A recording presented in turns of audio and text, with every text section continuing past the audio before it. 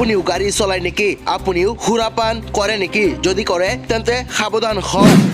আপুনিও যদিহে সুৰাপান কৰি গাড়ী চলায় তেন্তে আপোনাৰ বাবে এই ভয়ংকৰ খবৰ এই মুহূৰ্তত আহি পৰিছে চৰকাৰে আপোনাৰ বাবে নতুন বছৰত নতুনকৈ বাস দিয়াৰ ব্যৱস্থা অব্যাহত ৰাখিছে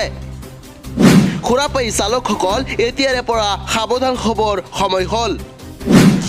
সুৰাপায়ী চালকক এইবাৰ কঠোৰৰ পৰা কঠোৰ শাস্তি বিশা হ'ব ধৰা পৰিলে লাইসেন্স বাতিল কৰি ৰাজহুৱা কৰা হ'ব সুৰাপায়ী চালকৰ নাম আপোনাৰ পিতৃৰ নামো ৰাজহুৱা কৰিব পৰিবহণ বিভাগে ইয়াৰ লগে লগে বাতৰি কাকতত আপোনাৰ নাম সুৰাপায়ী চালক বুলি ঘোষণা কৰা হ'ব সুৰাপান কৰি গাড়ী চলালে সামাজিক মাধ্যমত বাতৰি কাকতত প্ৰকাশ কৰিব আপোনাৰ নাম আৰু এই মুহূৰ্তত পৰিবহণ বিভাগে মুকলি কৰিছে সুৰাপায়ী চালকসকলৰ বাবে কেইবাটাও নীতি নিয়ম